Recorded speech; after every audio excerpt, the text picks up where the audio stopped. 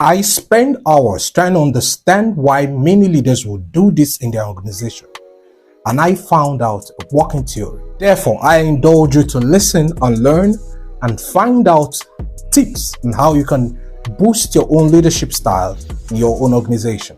Hi, I'm Dr. Uzoma, and this is Soar Up. As a leader, have you ever broken a rule? It might be okay to break some inconsequential rules, but there is a law which I have found out that many and every leader has obeyed. Don't ever think that because you are a leader in your organization, everyone wants you to lead them. It's not always true. There are some people within that organization who are not eager to have you as their leader.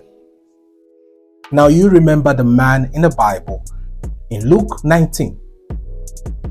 The man who went to receive a kingdom for himself, and he called his servants and gave them talents. In other words, he gave them money to trade with. And while he was away, the citizens sent a message that we don't want this man here. So evidently, that shows you that not everyone wants you to lead them. However, if you obey this law, which I'm about to teach you, and you do it to the letter, you will be able to lead and impact everyone in your leadership circle.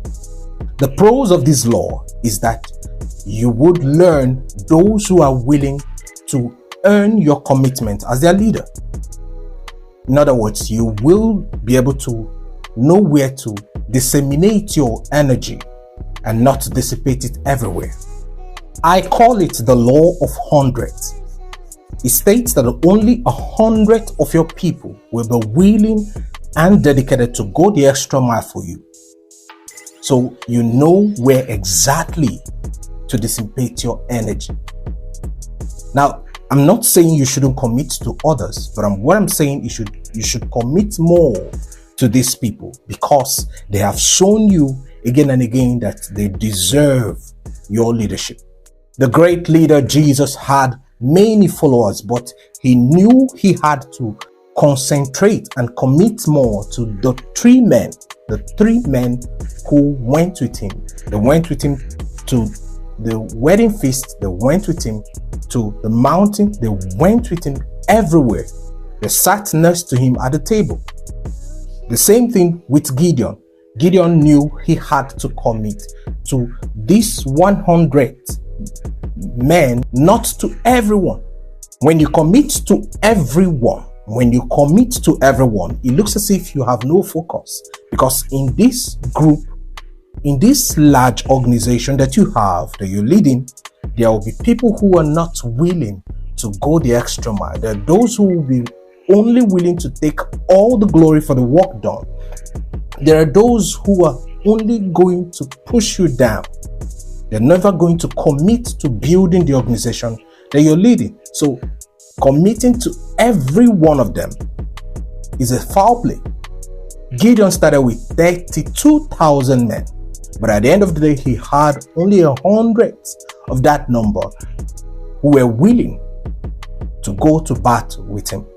So from 32,000 to 10,000, which the Lord said was still much, he went on with a screening exercise and came down to 300 men. 300 men who were willing to battle. Now, if you check very well, you'll understand why I said they were willing to battle. Because these 300 men showed that they could let go of their desire to satisfy their thirst for the desire for victory. So they were not lapping the water like dogs. These men scooped the water in their palms and were drinking like men. So what you make out of these men is what proves that your leadership is quality, because that's where you show your resourcefulness.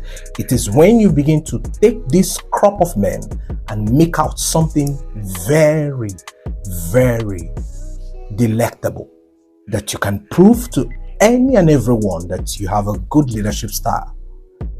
So let's talk about resourcefulness, because that's where this eventually takes us to. As a leader, you must learn to be resourceful. Resourcefulness is about making the best of any and every resources you have. It's not so much about increasing the resources you have, but making the best use of what you already have. Many people have resources, but what they lack is resourcefulness. Resourcefulness is comprehending the process that one must commit or submit one's resources to, and the expectations that it will satisfy the deep-seated needs of the people. So once you understand the process that you must commit your resources to and start that journey, it simply means you're resourceful. Let me say it again. Resourcefulness is comprehending the refined process that one must submit one's resources to and the expectation that it will satisfy the deep-seated needs of the people. Are you resourceful? You may have your doubts, but have you tried? Have you tried? Have you committed your energy to making the best use of the resources that you have?